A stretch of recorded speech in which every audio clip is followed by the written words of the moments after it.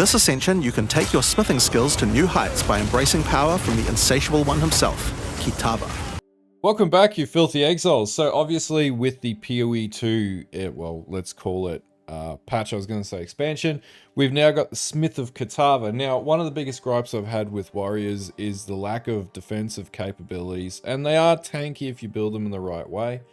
However, I feel like this ascendancy is by far one of the coolest ascendancies out of all the ascendancies in the game because of the sheer amount of options that it gives you to be able to scale defenses, which means you can take away defensive stats from being required in your gear and really focus on throttling the living daylights out of damage. This for me is awesome, and I'm not going to start with this because I've learnt my lesson from playing warrior from a league start scenario. From when the game first launched, but it is definitely going to be a second character that I'm going to test out and get something working on, most likely Magma Shield or something really cool, or there are now support gems which we'll go through in another video I have planned for today, which basically mimic Molten Strike and stuff like that, which is going to be totally awesome. But anyway, let's talk about the Ascendancy and go through the tree and have a look at some of the cool stuff that it's bringing. Okay, so this is the new tree that's available, and I'll put a link in the description to Mobalytics where this is featured. But essentially, there's some really cool stuff here. We'll get into the smithing, the Smith's Masterworks very shortly, and I have a theory. It may not work, but it could also work, which would be really cool. So our main ascendancy nodes on the left side of the tree are these here. So first of all, we start with the Heat of the Forge, which basically gives you fire spell on hit, exactly what it sounds like, which is basically you could play a spell casting warrior, which would allow you to fire a spell when you hit an enemy, which could be really cool. This also probably means that you could do some really cool fireballs sort of setups or something like that. Or firestorm, something of that nature, and then basically have that hailing down and igniting enemies, and then doing more damage in the sort of lead up to that. Now, the second and the third ascendancy points are actually from the original Chieftain setups in Path of Exile 1, which is modifiers to fire resistance also grant cold and lightning resistance at 50% of their value, and then finally Forged in Flame, which is modifiers to maximum fire resistance also grant maximum cold and lightning resistance. So this would work really well with Unnatural Resilience, right? Which gives you 2% maximum fire resistance for each 40% uncapped fire resistance. So basically you could just totally throttle fire resistance into absolutely everything and then overcap your resistances, which would make you incredibly strong at the end of the day. And overcapping means greater than 75% up to a ceiling of 90%, which will basically make you god tier. And it's also extremely strong in a few other ways on the ascendancy, which we'll break into, but this is just the start of some of the really strong components of this ascendancy with some of the synergies on the tree. So moving on from that, we then have Temper Weapon, which essentially is exactly what it sounds like. We could see that in the early play, where you basically just decimate enemies, you'd hit your weapon on the anvil, and then you just go and slog stuff and they'll blow up. Again, this could be really cool. This would also be able to be modified with different sort of support gems and stuff like that. So again, really cool skill, really cool ascendancy. Though with all the defensive stats that everything else provides, I just don't see this being something that I would go after as an active trade for some of the defenses that we can get here.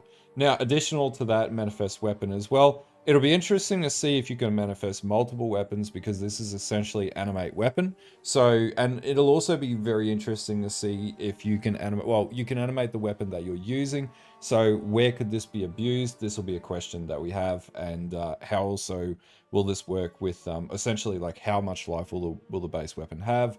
All these other things are questions that we need answered when we get more details from the patch notes at the end of the day, and also go into the live patch from next Saturday and start testing this. But while these are cool, basically Coal Stoker and Forged in Flame are the two ascendancy points that stick out to me on this side of the tree.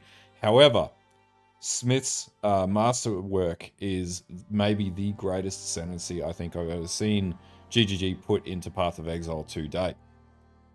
Okay, so for the Smith's Masterwork, this is where we start to get a bit wild. So body armor grants armor, also applies to chaos damage from hits.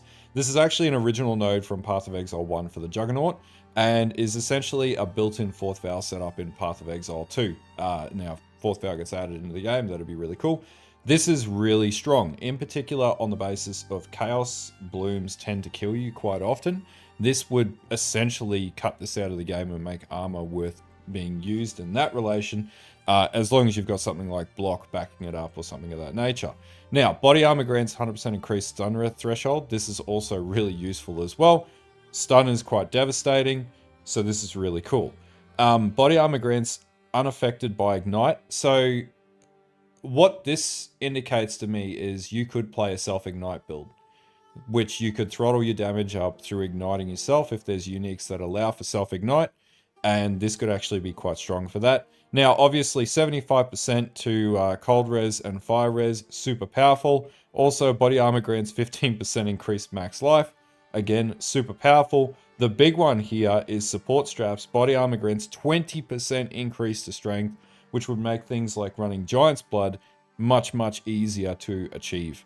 So this is where I'm like, this is maybe one of the strongest ascendancies. That this is so much stronger than most other ascendancies that have been like put into even Path of Exile 1. Like this ascendancy has like just defense, like at multiple levels, and then essentially the ability to run two-handed weapons in one hand with, you know, 20% of increased strength being applied is just a crazy sort of ascendancy point to have that you could get really early on as well. So Giant's Blood would be achievable almost like straight away, essentially, which quite frankly is amazing. Now, the next one is obviously 75% lightning resistance. Body armor grants 5% life regeneration. Again, that's a huge amount of regen in Path of Exile 2. Body armor grants hits against you a 50% reduced crit bonus. Again, really strong. Body armor grants 25% of physical damage from hits taken as fire damage, which if you're overcapping using your Ascendancy with Forged in Flame and Coal Stoker, right? And then Flowing Metal, Molten Symbol, and then you're running like Dedication to Kitava, you are one seriously tanky dude. And looking at this, right, you can get 1, 2, 3, 4 points if you took this, right? And maybe you don't even take that, you could go Coal Stoker, but you know, well, actually going Flowing Metal and Forged in Flame would be a good synergy with basically overcapping all your res really easily. And then basically you'll get 1 point to unlock this, so you have 3 points that you can select out of here, unless you don't take these points, and you literally take the points that you would spend on here and just literally hit every single resistance point, so you could add another 4 points and just totally throttle all of this up and just like take everything in here, and you would have the strongest body armor setup, and you could just solely focus on offensive statistics on your gear without having to worry about dealing with any ridiculous trying to scale resistances or anything like that. This is just going to make that totally easy on this ascendancy, and you're not even going to worry about it. So like, this is where I'm like, this ascendancy is just, some of the builds that are going to come off this will essentially be face tanking endgame if that's how it plays out. Like, it's just going to give you a lot to work with, especially with all the new crafting systems and everything else. Now, the caveat here, pardon me, is that you can only use normal body armor. And then, so you can't use any unique body armors or anything like that. And that brings me to the next thing that I want to talk about, which potentially could be a synergy to abuse this setup. Bringer of Rain is being added back into the game. Now, previously in Path of Exile 1, you could do things in particular with, I think it was Dahlia's Maleficence? Anyway, there was a few chest armor setups where you could essentially run the chest armor and you would just equip a sequence of items to be able to run. Essentially, it said you could not use chest armor, but you could still equip that chest armor. Now, the stat here, which we need to know more about, is this can't use chest armor statistic, right?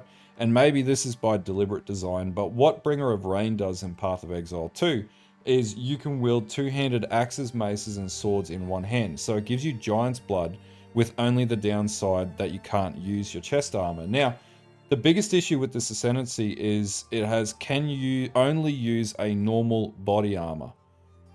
Now, what I'm really interested by is whether or not there is a synergy where, okay, you could equip that body armor knowing that you can only use normal body armor in your configuration, right? Now, if you were to equip this ascendancy and then basically put Bringer of Rain on, would that disallow your armor from being used with this ascendancy? Or would it still recognize the Bringer of Rain statistic, the upside? You can wield two-handed axes, maces, and swords, and considering you can't use the chest armor, but in here you've got the chest armor equipped, could you still use these ascendancies? Even is there a synergy between these two statistics? Now, the wording sort of seems like there might not be any break, and then maybe they've thought of that type of abuse between the synergy, because essentially Bringer of Rain would give you free Giant's Blood. You wouldn't have to muck around with taking, you know, one of your points here in support straps or whatnot, and you could go throttle that into another defensive stat or an offensive stat and totally walk out the other side an absolute god, and basically just have like insane damage and insane defense all at the same time for no real downside outside the fact that you wouldn't be using a piece of body armor, which would be disabled by the Bringer of Rain. And the Bringer of Rain itself has a pretty okay amount of accuracy, a little bit of life regen. Like, it's a pliable piece of kit if you get, you know, if you don't have to essentially attribute stack and also reduce attribute requirement on gear and whatnot to be able to run the best gear possible. That's where my headspace is at. I'm actually keen to see if there's a break here where this synergy actually does work, and maybe GGG will miss it. Hopefully they don't watch this video and they're like, oh, we didn't think about that, and patch that as a loophole that could potentially exist. Hopefully they also didn't pick that up early so we can abuse that for a little while as well. But anyway, this ascendancy is looking really cool on that basis. So I'm really keen to work with this ascendancy. I think early on this would be really strong as well. Even just like the base ascendancies to get your resistances up so you don't have to focus so much on your gear. So that means your gear is totally focused on offense and your ascendancies and your skill tree is totally focused around defense. This would be really cool. Also on this, we also have a bunch of balance changes to the game as well, and we have no idea what they're going to take the form of. I would assume they're going to patch up a lot of the underperforming skills, and there's also things that start to get added into the queue, like, you know, Molten Strike equivalents and things like that. There's also a lot of really cool sort of additional skills which came up on the PoE wiki just recently. So just having a look at some of these, essentially, we'll just pull these up on screen. So basically, we'll just zoom that up a bit.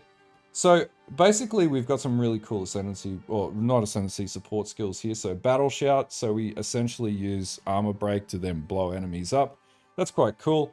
I actually sort of like the idea of the melee ones. So we've got, these are all the new sort of melee skills and whatnot. But we have got Retaliate, which is a new one that's being added into the game. So supported skills deal up to 40% more attack damage, scaling up as your stun bar is increased. So that'd be really cool. If you're getting hit a lot more and you're getting stunned, you'll do a lot more damage. There was also Volcanic Eruption is the one that stands out for me. So support strike skills or supported strikes trigger Volcanic Eruption on hit, igniting enemies, which means like Mace Strike, for example. You could run a Mace Strike setup with Giant's Blood now, because Giant's Blood's getting a lot more easily sort of approachable. You could then basically run Molten Strike or Volcanic Eruption on your warrior setup, which would be really powerful. You'd have really good clear speed, and you could then stack up a lot of proj, and then you could basically do, you know, a Molten Striker Zenith equivalent setup in Path of Exile 2, which sort of sticks out as a build I really like to play because I've sort of mastered Mace Strike setups, and then you could scale up a lot of, you know, ignite additional damage or fire damage and stuff like that on the warrior. But yeah, anyway, there's some really cool synergies that might exist with some of these new skill setups. But overall, I think the warrior is going to really get an advantage out of this ascendancy. This ascendancy has so much more kit than the other two ascendancies in every possible way. It just like, there's no point in playing Titan or Warbringer with this ascendancy, essentially. Like, if you're just going to play like a heavy set, like fire attack build or anything like that, this ascendancy is the one to take, hands down. Anyway, I hope this video gives you some ideas on what you could do with I guess, the new warrior ascendancy. If you guys want to see some example trees and stuff like that, we can do some live streams where we sort of go through and do some theory crafting and whatnot. But there's not a lot of point of doing that until we get patch notes. Like, people recommending builds right now is pretty wild because we just don't know what's going to change, which is why I'm not putting out any like curations or anything like that to give you ideas until I can deep dive the patch notes and actually see where the game's going to change. because anything right now that people are doing testing or whatever is just totally purely theoretical. Now, there are some cardinal builds that already exist, such as, you know, your Ice Strike, Lightning Arrow. It's very likely that Spark is still going to be really strong, but until we see the patch notes to see how things like Archmage and attribute stacking and everything's going to get hit, I feel like that all those things are going to get hit really heavily. There's no point in basically sort of going, this build's the build to play and everything else. Anyway, I will see you guys later on. I have one more video to do for today, and then tomorrow we'll do a Theorycraft video on what the Amazon might be, because I am going to be playing Lightning Spears, or I'm going to call them Thunder Spears, pretty much straight up on the Huntress, because I think that's going to be an absolutely insane ascendancy. But I will see you guys on stream a little bit later. Have a good one, and I'll see you guys later.